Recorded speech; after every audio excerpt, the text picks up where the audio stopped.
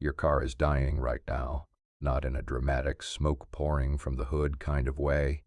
Slowly, quietly, like a house plant you forgot about 3 months ago. It still looks fine from the outside. It still starts in the morning, but underneath, things are degrading. Fluids are breaking down, metals are grinding, temperatures are climbing in places they shouldn't be.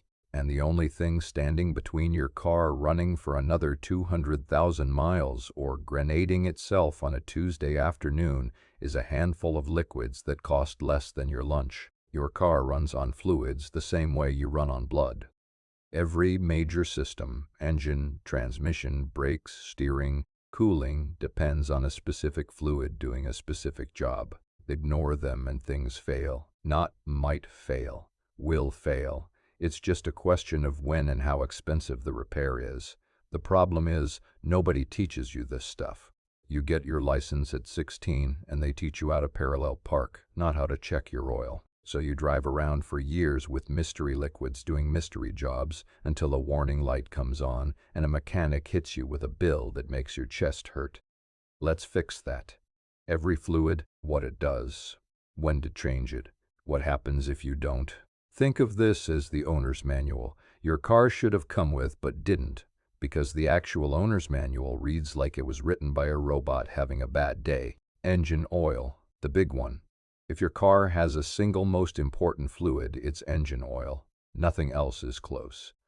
Engine oil is the lifeblood of your engine, and I'm not being dramatic. Without it, your engine destroys itself in minutes, not hours, not days, minutes.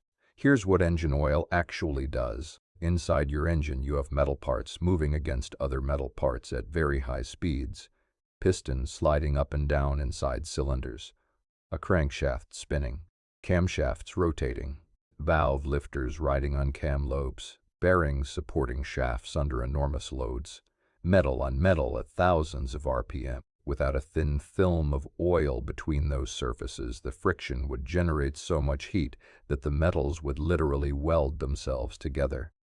That's called a seizure. The engine locks up. It's done. You're calling a tow truck and shopping for a new motor. Oil prevents that by creating a microscopic film between moving parts.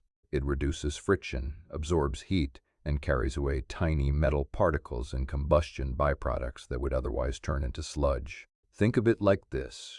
Engine oil is a bodyguard, a janitor, and an air conditioner all in one bottle. It protects, it cleans, and it cools. But oil doesn't last forever. Over time and miles, it breaks down. The chemical additives that give oil its protective properties get used up. The oil gets contaminated with combustion byproducts, microscopic metal shavings, and moisture. It gets thinner or thicker depending on conditions. Eventually it stops doing its job effectively, and that's when wear accelerates. That's why you change it. Most modern cars running synthetic oil can go somewhere between 5,000 and 10,000 miles between oil changes, depending on the manufacturer's recommendation, your driving conditions, and the type of oil you're using. Check your owner's manual for the exact interval. Short trip city driving in extreme heat is harder on oil than highway cruising. Turbocharged engines are generally harder on oil than naturally aspirated ones because the turbo relies on engine oil for lubrication and cooling, adding extra thermal stress. What happens if you don't change it? At first, nothing noticeable. The car runs fine. That's the trap.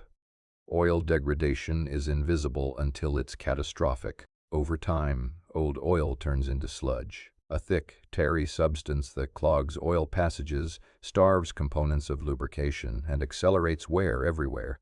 Engines that die from oil neglect don't usually go out with a bang.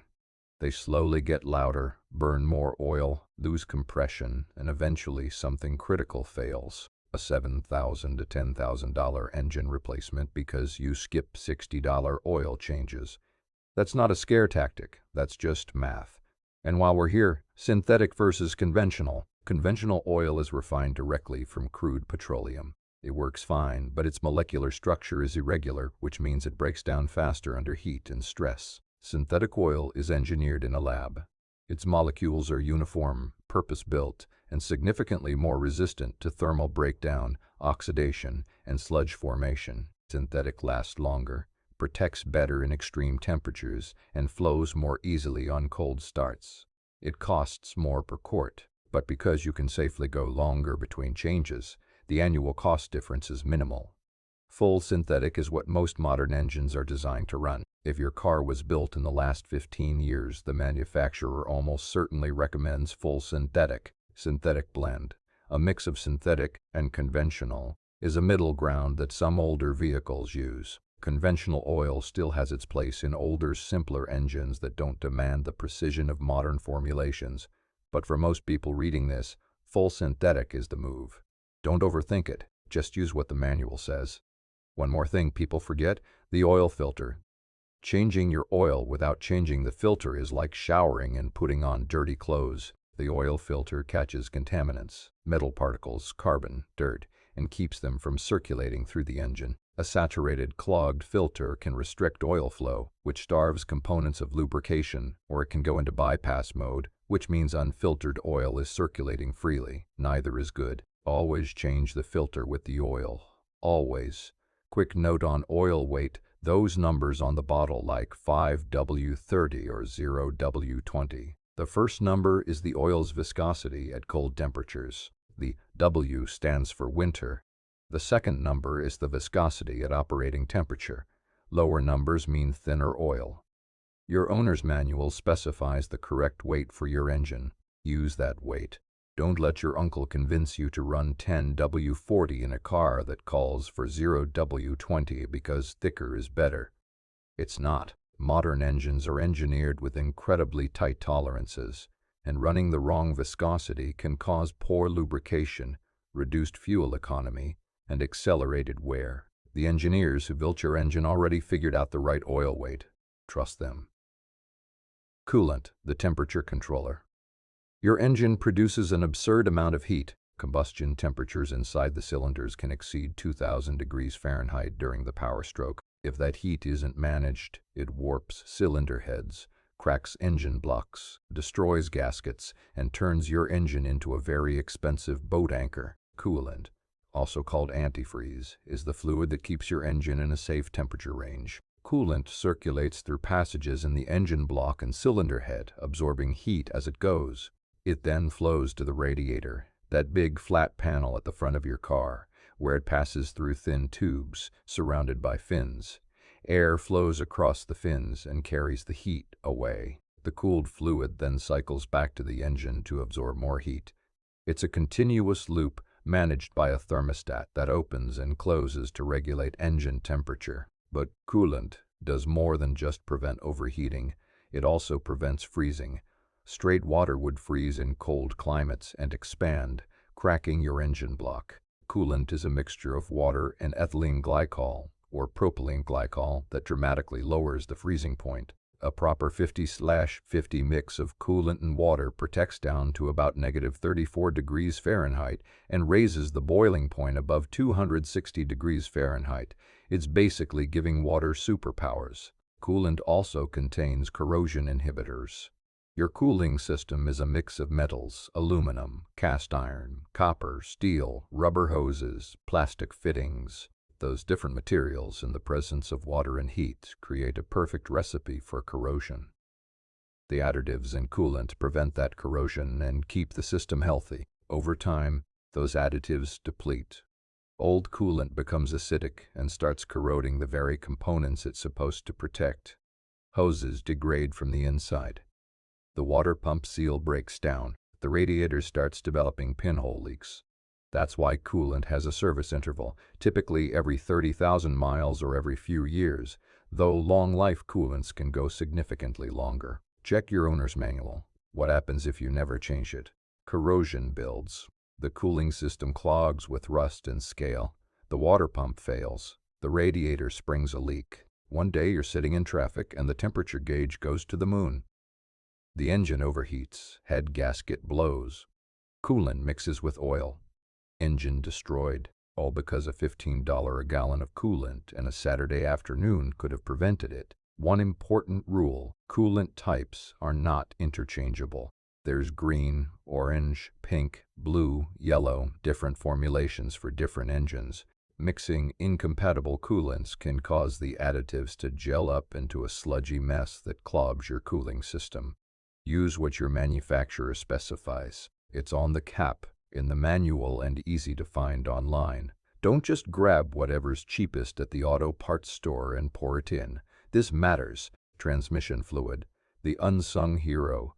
If engine oil gets all the attention, transmission fluid is the kid in the back of the class doing all the work and getting no credit. Your transmission is the system that takes the engine's power and translates it into motion at different speeds. First gear, second gear, highway cruising, reverse, all managed by the transmission, and it cannot function without its fluid.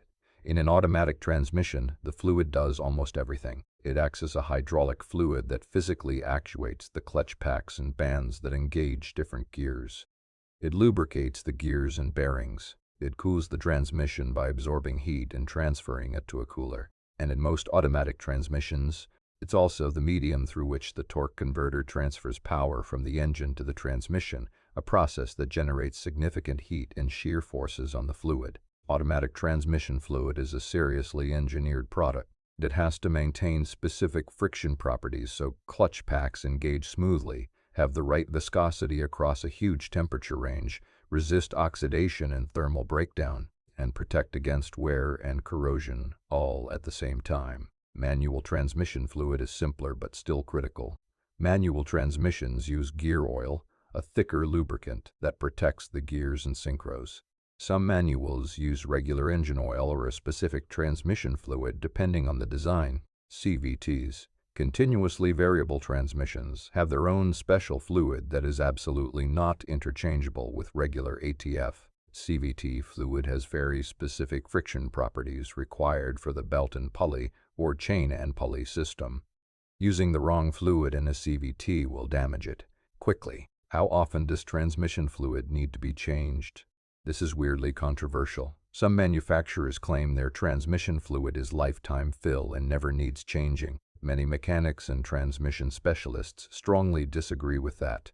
Lifetime often means the lifetime of the warranty, not the lifetime of the car. Most independent experts recommend changing automatic transmission fluid every 60,000 to 100,000 miles, depending on driving conditions. Heavy towing, stop-and-go traffic, and high temperatures all accelerate fluid degradation. What happens if you ignore it?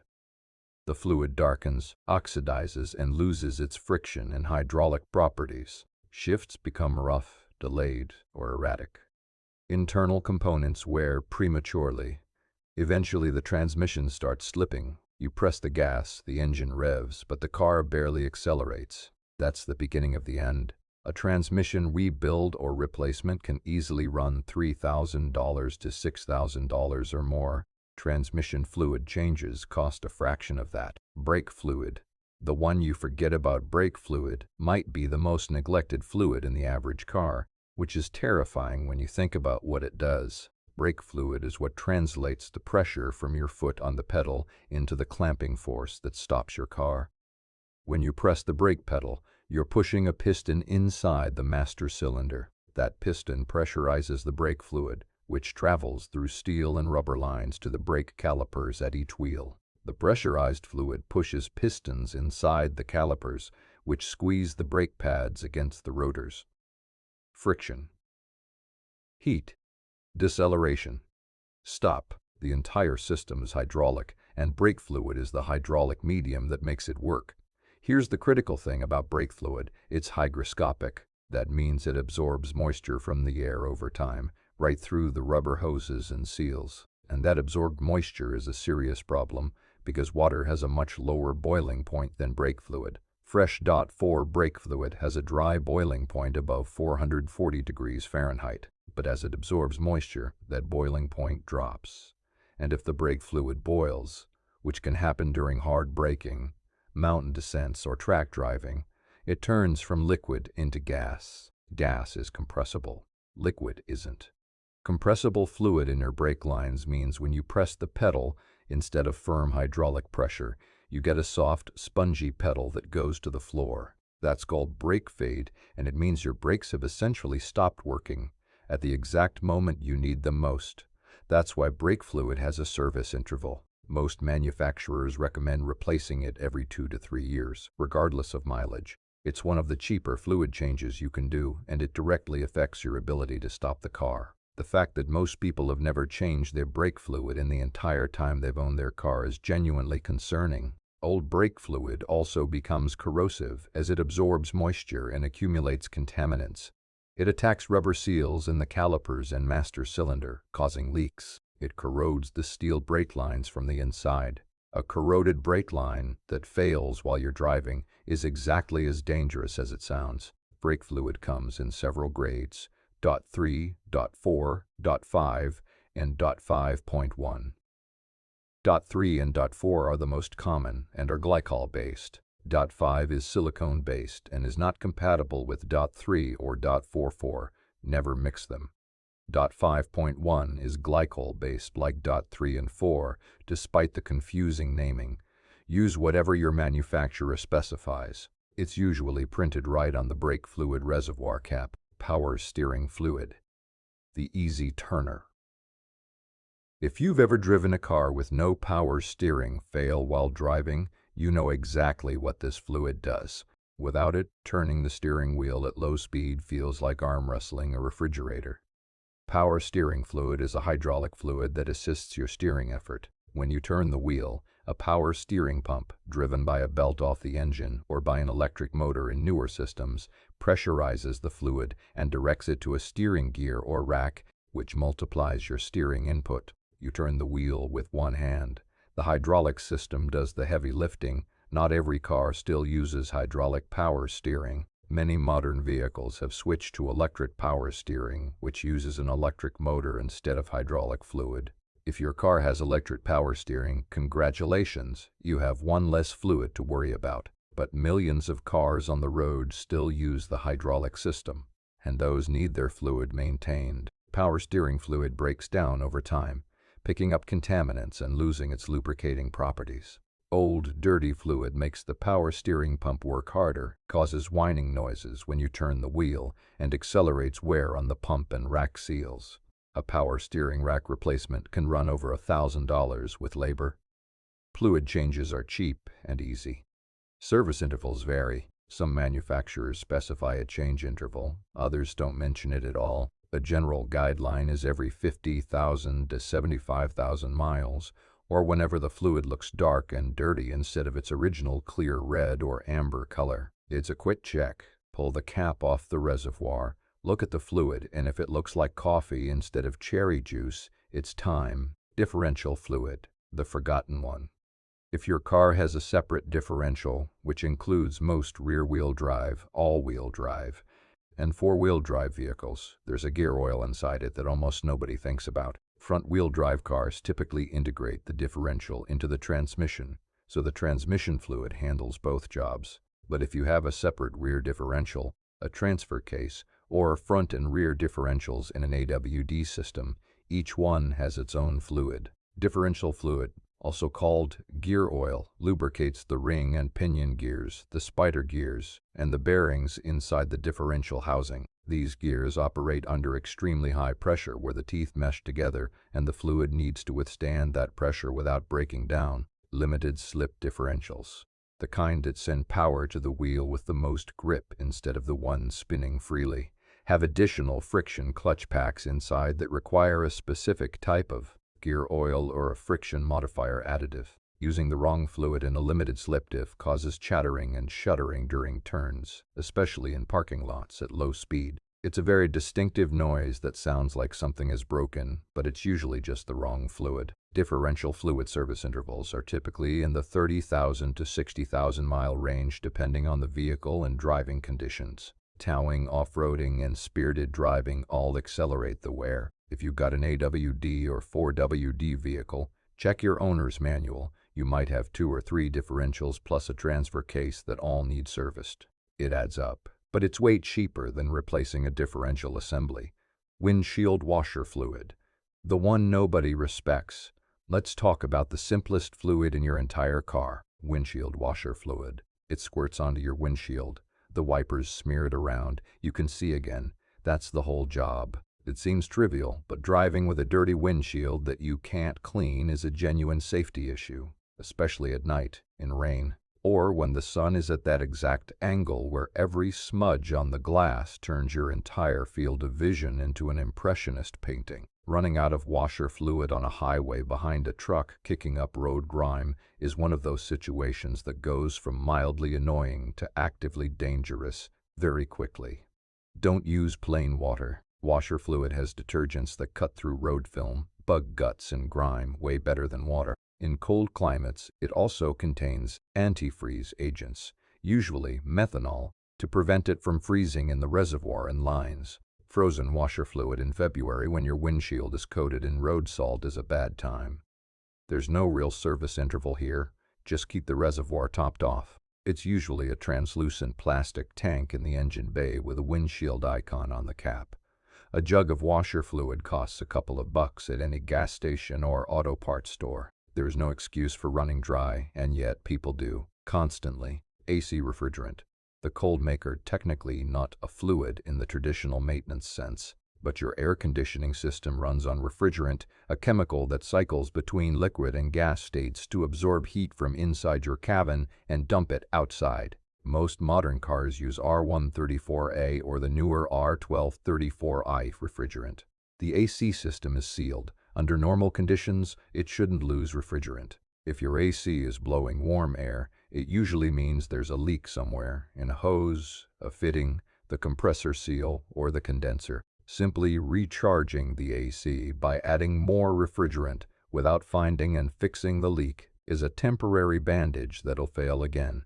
You can buy DIY recharge kits at any auto parts store. They work in a pinch. But if your system is losing refrigerant regularly, it needs professional diagnosis. The leak needs to be found and repaired. Also, AC refrigerant is a regulated substance because older types deplete the ozone layer and newer ones are potent greenhouse gases. Don't just vent it into the atmosphere. That's both illegal and harmful. AC systems also have a small amount of oil that circulates with the refrigerant to lubricate the compressor. If the system has been empty for a long time, the compressor might be damaged from running dry. Another reason to address AC issues sooner rather than later. Fuel. Yes, it counts gasoline or diesel, the fluid you actually think about because you have to buy it every week and it costs a small fortune. But there are a few things worth knowing beyond fill the tank when the light comes on. Octane rating. Regular is usually 87, mid-grade is 89, premium is 91 to 93. The octane number represents the fuel's resistance to pre-ignition, also known as knock. Higher compression engines and turbocharged engines often require higher octane fuel because the higher cylinder pressures increase the likelihood of knock. If your car requires premium, use premium. Running regular in an engine that requires premium can cause knock, which reduces power, increases emissions, and can damage the engine over time. Modern engines have knock sensors that retard the ignition timing to compensate, which prevents immediate damage, but reduces performance and efficiency. You're saving a few bucks per tank, but getting less power and worse mileage, not the trade-off you think it is. If your car recommends but doesn't require premium, you can safely run regular. Recommended means you'll get optimal performance on premium, but the engine is designed to run fine on regular. Required means use it or risk damage. Fuel also degrades over time. If a car sits for months without being driven, the gasoline can oxidize, lose its volatility, and leave varnish deposits in the fuel system. If you're storing a car, either use a fuel stabilizer or plan to drain and replace the fuel before starting it up again. Diesel owners have an additional fluid to worry about, DEF, or diesel exhaust fluid. DEF is a urea-based solution that's injected into the exhaust stream to reduce nitrogen oxide emissions. It's stored in a separate tank and needs to be refilled periodically, typically every few thousand miles depending on the vehicle. If the DEF tank runs empty, most modern diesel vehicles will limit engine power or refuse to start until it's refilled. It's not optional. The DEF tank has its own filler cap, usually with a blue cap next to the diesel filler. Don't mix them up. Putting DEF in the fuel tank or diesel in the DEF tank are both expensive mistakes. The fluid you didn't know about. Transfer case fluid. If you drive an AWD or 4WD vehicle, you probably have a transfer case. This is the component that splits power between the front and rear axles. It has its own set of gears, chains, or gear drives, and its own fluid. It's separate from the transmission fluid and separate from the differential fluid. Transfer case fluid gets overlooked because most people don't even know the transfer case exists, but it needs servicing, typically on a similar interval to the differential fluid, somewhere in the 30,000 to 60,000 mile range. Off-roading, towing, and driving in deep water, which can contaminate the fluid through the vent tube, all shorten that interval. Neglecting transfer case fluid leads to the same problems as neglecting any gear oil: increased wear, overheating, and eventual failure of the gears and bearings. Transfer case replacements are not cheap. The fluid changes. The check everything interval. Here's the reality. Most people aren't going to memorize individual service intervals for 8 different fluids, and that's okay. You don't have to. The simplest approach is to use your oil change as a trigger to check everything else. Every time you get an oil change, or every time you do it yourself, take 5 extra minutes to check the other fluids. Pop the hood. Check the coolant level in the overflow reservoir. Check the brake fluid level at the master cylinder. Check the power steering fluid if you have hydraulic steering. Look at the transmission fluid dipstick if your car has one. Many modern cars don't, but older ones do.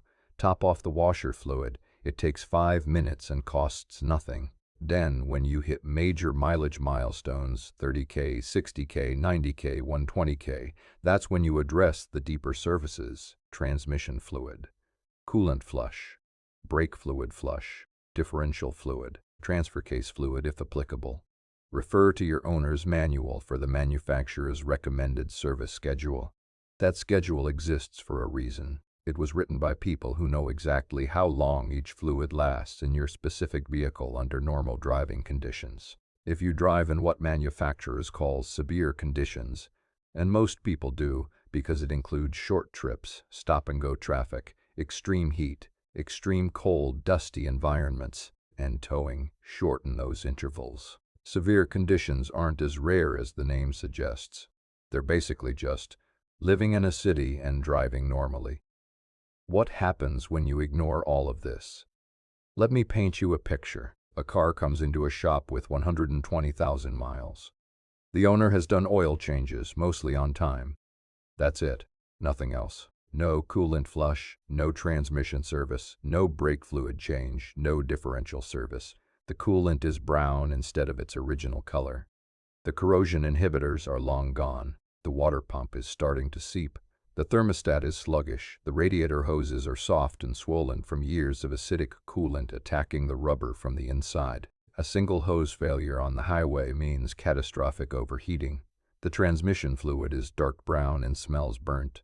The clutch packs are wearing unevenly. Shifts are getting harsh. The transmission is living on borrowed time. The brake fluid has absorbed so much moisture that the boiling point has dropped dangerously low. One hard stop on a hot day and the pedal goes soft. The caliper pistons are developing corrosion that'll eventually cause a seal failure and a brake fluid leak. The differential fluid is original, 120,000 miles of metal shaving circulating through the gears. The bearings are whining. It's 6 months from a differential failure. Now let's run the numbers. A coolant flush, transmission fluid change, brake fluid flush, differential service, and power steering fluid change, done proactively over the life of the car at their recommended intervals, might total $1,500 to $100, cost 120,000 miles. Spread over years of ownership, that's nothing. A transmission rebuild alone costs $3,000 to $6,000. An engine replacement runs $5,000 to $10,000 or more. A differential rebuild is $1,500 to $30,000. A brake system overhaul with corroded calipers and lines is $1,000 to $2,000. Add them up, and you're looking at $10,000, $20,000 in repairs that could have been avoided with $2,000 in maintenance. That's a 10-to-1 return on investment. You won't find that in the stock market. You won't find that in crypto. You'll find it in your engine bay with a drain pan and a funnel. This isn't even about being a car enthusiast. You don't need to love cars. You don't need to wrench on weekends. You just need to follow a schedule. The same way you go to the dentist even though nothing hurts. You service your car's fluids even though everything feels fine. Prevention is boring. It's also the cheapest thing you'll ever do for your car. Every one of these problems is preventable. Every one of these repairs costs a fraction of the failure it prevents. The fluids are cheap, the labor is minimal. The alternative is mechanical catastrophe on a timeline you can't predict. Your car is a system. The fluids are what keep that system alive. Ignore them, and every component wears faster, runs hotter, and fails sooner. Maintain them, and the same car will run for hundreds of thousands of miles. It's not complicated. It's not expensive. It just requires giving a damn. Rapid Recap engine oil protects, lubricates, and cools your engine internals.